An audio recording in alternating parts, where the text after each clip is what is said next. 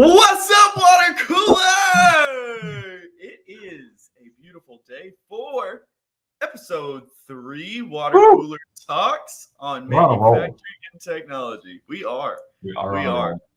I am Tristan Linville. I'm joined by my co-host, Michael Callahan, and today is going to be all about Michael and learning about his background.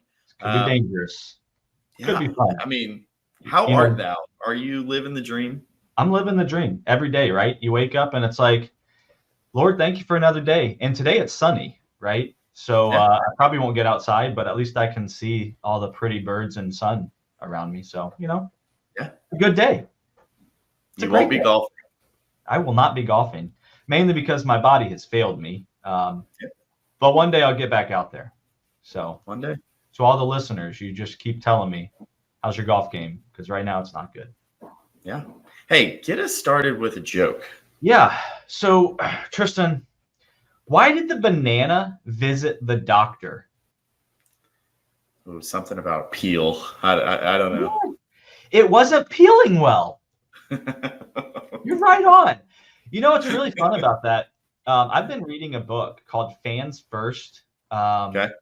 And it's all about the Savannah Bananas. Have you ever been to a Savannah Bananas game? It's kind of a sore subject. We have season tickets to like the local Dodgers affiliate here in Oklahoma City. And if I checked my personal email, which I don't, I probably would have had the opportunity to buy tickets for my family, and I didn't. And then it was too late, and then they were sold out. So no, but maybe next year.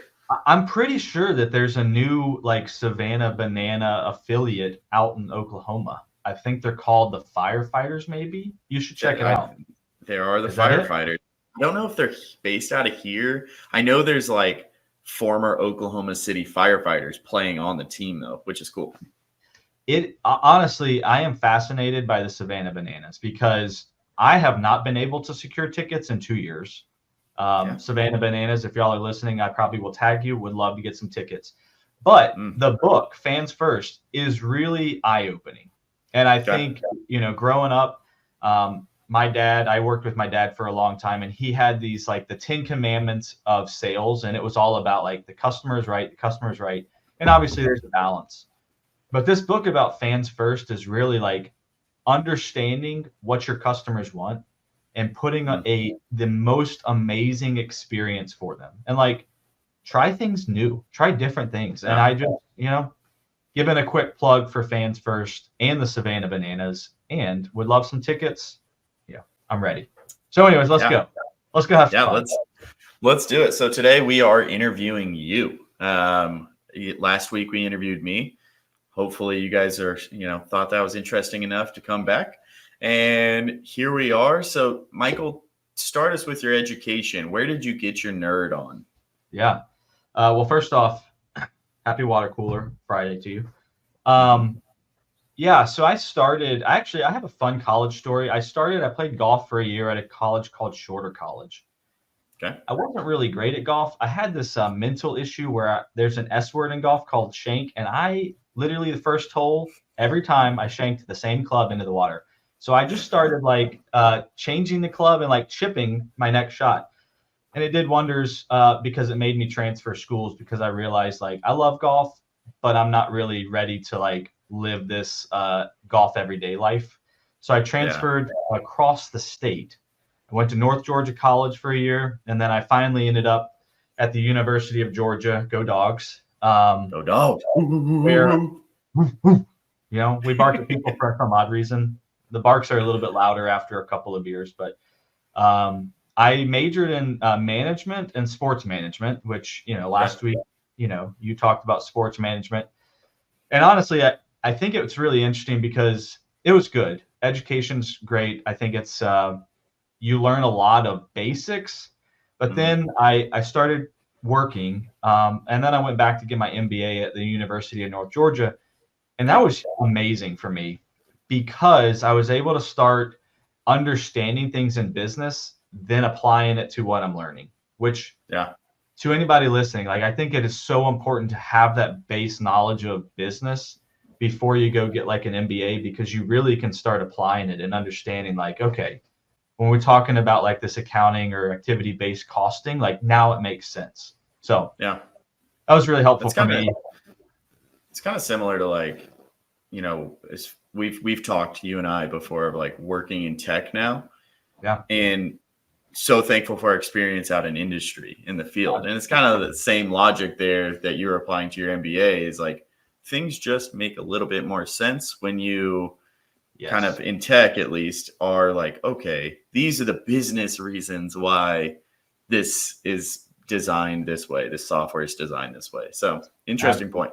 No, you're absolutely spot on with that. Well, speaking of industry, even before industry, little young Michael, like, where have you worked? So let's go through some work experience and tell us about some of that. Yeah, well, growing up, my dad was owned a distributorship selling valves and fittings, high-tech plumbing. Okay. And so he somehow convinced us to like come in when we were little to build these, we call them nut barrel sets. It was on a plastic arbor, but it looked like a rocket. Maybe we'll get a picture of that one day. So I started at a really young age, literally building these nut ferrule sets. But then as I got into high school, I started working in the warehouse. And so that's where I really started understanding a lot more about business. So I worked in the warehouse using a green screen or an old Unix-based system and paper-based pick lists. And I would come after school and I'd literally walk down the aisles picking stuff. Sorry, Greg Gazzardo. I know I picked things wrong a lot of times, but I tried. The MC on the pick list. It wasn't good when your name was on there. I also learned there is a big difference in brass and stainless. So, definitely pick the right one. But so I worked in the warehouse for a while. Then I went off to college. I worked at golf courses, doing picking up balls. And but then I think my favorite early job was at Georgia. I literally cleaned sunflower seeds. Yeah, tell me about that. I don't understand that. I don't know. I was looking for like something to do after school. It's just important to like be doing something. And so the research department was looking for people to basically come in. They were doing research on like the cross-pollination of sunflower seeds, way beyond me. That's not all I know. And we literally would take dried out sunflower seeds and we'd rub them. Okay. And then we'd put them into this canister and we'd blow all the dirt out, and then we'd bag them, write a number, and move on. And that was my job for like 3 hours a day. But see, when I think sunflower seeds, and I appreciate the research, I'm sure they were doing something fascinating, highly intellectual. But I'm just thinking, like, what flavor am I going to take to the ballpark? Like, is it going to be that 99-cent skinny barbecue one, or is it going to be like a jalapeno or dill pickle? I was thinking dill pickle. That sounds real good right now. So so that was pretty fun. But then I stopped that and I ended up becoming, it's interesting, your role with FSU. I worked for UJ's basically promotional team for the sports department, right? Cool. And so I would go to like basketball games and I'd be the guy to throw or shoot shirts. That was fun. Lesson learned. A lot of pressure is not good on that because sometimes you shoot it way beyond the fans. But yeah, so I had some fun there. So that was kind of my pre-career career. Sure. Yeah. Well, that's sounds like quite diverse. It sounds like you're always busy, which is great for like time management and so forth. But as you transitioned into your post early career into your real career, where did that start and how did that look for you? Yeah, so I graduated from UGA and I was like, all right, what do I do? And I looked at a lot of things. I was like, I really don't know what I want to do yet. So started having conversations. Again, my dad had a distribution company. And so I was like, I'm sure I could learn a lot. It'd be a good start. And then I can kind of explore what's next, was my thought. Yeah. And so I went into it was a company called Swagelok, Georgia, Jacksonville, South Carolina. A lot of names there. So, wow. but I started in marketing. Then I shortly after moved to field sales. And honestly, I learned so much in field sales. Like it opened my eyes to a lot. I had to do cold calling. I had to play a role of like prospecting, but also customer service of like managing current customers. How do we help grow them? Made a ton of good relationships out there. Like some of the closest people that I have to me today are former customers. Some of them will be on the show. I've already got their names down, but yeah, I mean, even coworkers, right? Swagelok was a very unique and great organization. And so worked in field sales for 5 years, and then I started to move into other roles. I moved into a technical support with the goal of like knowing my challenges in field sales of always trying to be reactive to customers. How do we take that on an internal role? And so we started to build this internal sales group to help facilitate some of those conversations. Like customer calls you, Tristan, says, hey, I need to know what check valve I need, right? Instead of you having to solve that, you have someone to help, like, let me solve that for you while you're out there doing the sales. So that was kind of my first role of kind of leadership. And then I moved into directing our sales team. And this is really where I started to learn my desire and passion for like ERP, because, again, you're in the field or you're managing a field team and a customer service team. And all of a sudden the sales team's like, hey, what's the status of this? It's really nice to know how the business system works to help your team. Right. Yeah. Go ahead. I was going to ask, like, with that and kind of that passion, it is nice to know, right? So that you can help your team in the field. But oftentimes there's technological limitations so that you don't always know and you're just taking a wild guess. Like, did you experience kind of throughout any of those roles, did you have any technological challenges that, you faced? And then how did you approach those, work around those, solve for those, and so forth? Yeah, absolutely. I mean, I think the first thing I'd say, and we may get into some of this a little bit later on, but like the flexibility of, again, our Unix-based system or green screen just wasn't there for the growth and the things that we needed at this point in our business, right? And so visibility and quick and easy visibility, getting the data out of the system and running reporting on it and pushing that reports to people instead of asking them to go to this Excel and see the information. That was a really big piece for me as, running a sales team. Is like, you want to help push people towards a direction. First, you need to know what that direction is based on, your data. But also, how do we create accountability around that? And so now we have a business system and a CRM, and they're not connected. Sure. And that's a huge issue because you need, so that was pretty eye-opening from a director of sales role. And then from that role, we acquired another territory, and we had a big issue in supply chain. Supply chain was, I would say, not always valued as high as it should have been. And so I moved into this director of supply chain role, which honestly, I have a big passion for like the operational world, which is why I got into the business system. Like it was fun to me, but I got into this director of supply chain role right at COVID. Oh yeah.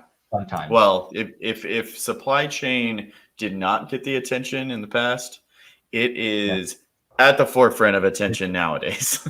It got some attention. And at that same time, we actually moved from our Unix-based system over to an SAP product. And so I got to help see that implementation and help manage that process. And I literally remember sitting with a flow chart on my screen with people in the room of like, this is going to happen. Where's that transition point in the business system?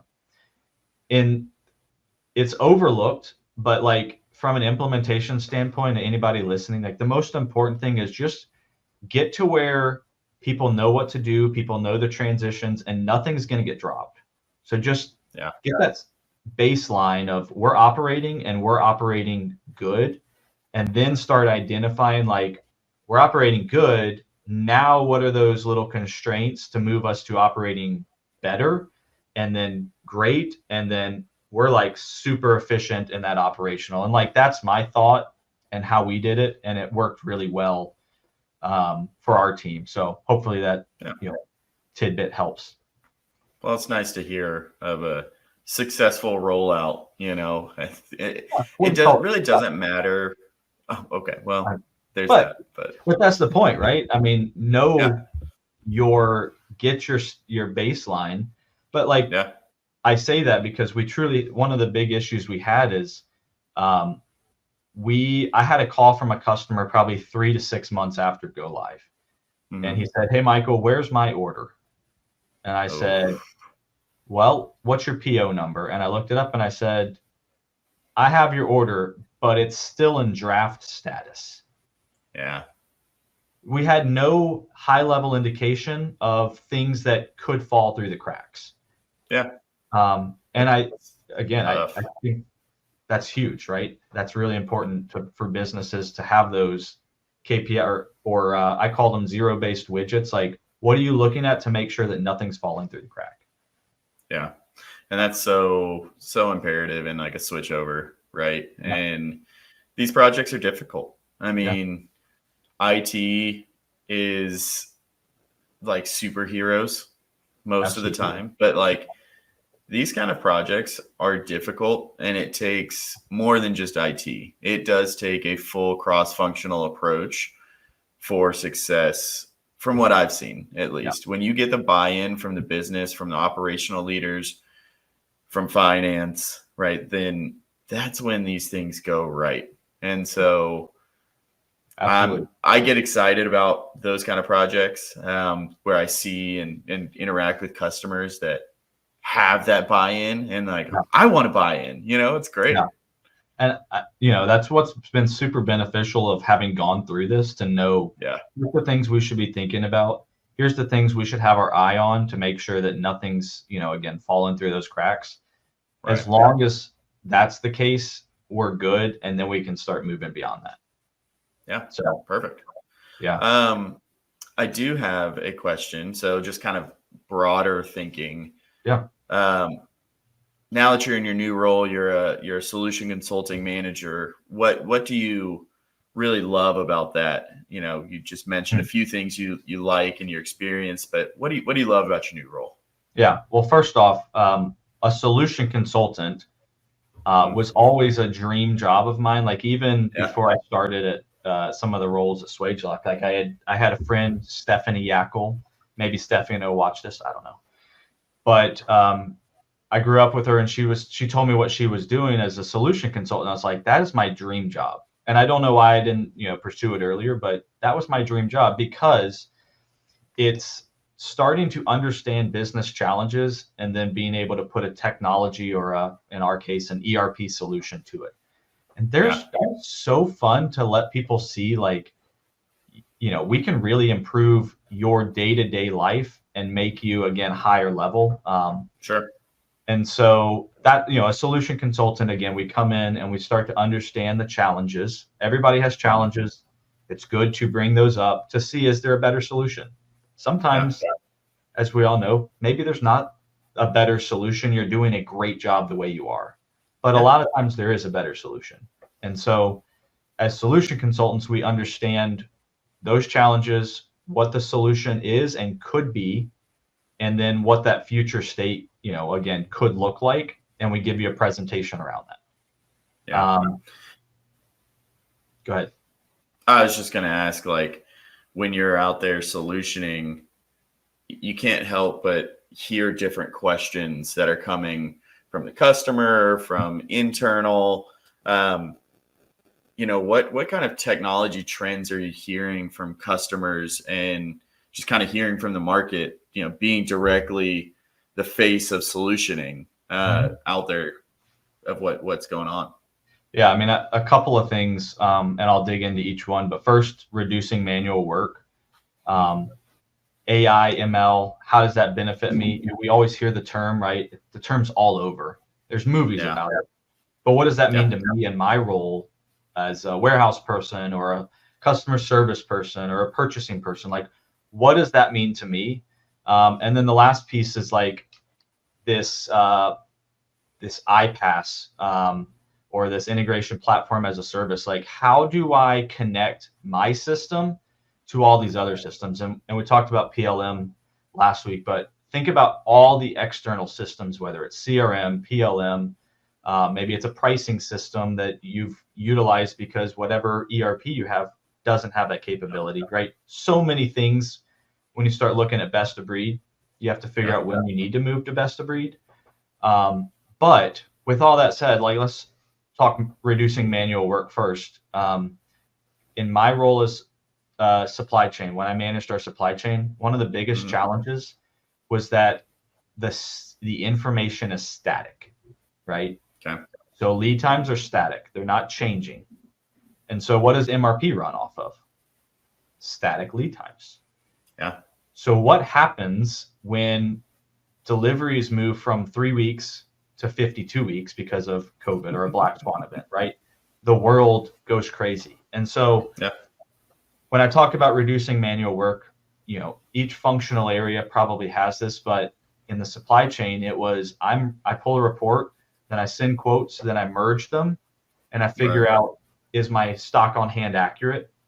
That's manual work that through something like robotic process automation can be streamlined. Yep. The work that, we talked about PLM, taking that and putting it into the ERP could be streamlined through RPA or through that, maybe it's APIs or some connection to the systems, right?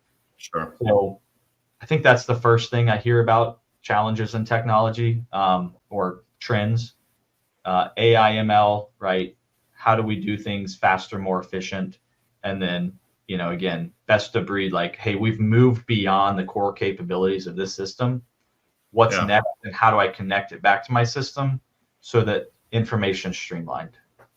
Yeah. And I think a lot of these topics we're going to tackle in future episodes because there's like, especially AI, ML, there's a lot of skepticism out there and or there's just a lot of ignorance on, okay, we can say the 4 letters, but how are we going to apply that to the business? And there's a massive wave of things changing right now. And it's going to be really fun to talk about some of these things that ultimately drive value and reduce costs, reduce that manual work and so forth. So, and I think a big piece of that, Tristan, is, data scientists speak data scientist language. And so if you go read about AI, ML, sometimes it's like, boom, what did I just read? We need to find that translation to data scientist language, business user, and that bridge of let's make it make sense, which again is part of our role as a solution consultant is let's help you make sense of your challenge and how AI ML can really help you solve that. And I'm not that smart to read the data scientist words and just speak their language because I'm just not that smart. Me either. I just try to get someone to explain it to me. But you know who is smart? Who's that? NASA. And do you know how NASA organizes their parties? I don't. They plan it. That's beautiful. What a way to conclude the day. That doesn't make me smile. then I'm not delivering it right. Then we need to have a personal conversation. Yeah. So, well, hey, thanks for coming onto our co-hosted podcast here and sharing your experiences. And we're really excited to start bringing on some guests, but we felt it was appropriate in episodes 2 and 3 to introduce the audience to us, our background, and I'm excited to start interviewing people. Yeah, really what we wanted you to know is we've got 3 episodes. We need someone for a 4th. We've run out of options, right? So I'm looking forward to people reaching out hey, I'm ready. Throw me in, coach. Yeah. So, well, as always, this is the conclusion of episode 3 Thank you all for watching. Hopefully sticking in there. Again, this was a good sit back, sip the H2O. Absolutely. That's the show. Let's do it. Have a great day. All right guys. See y'all.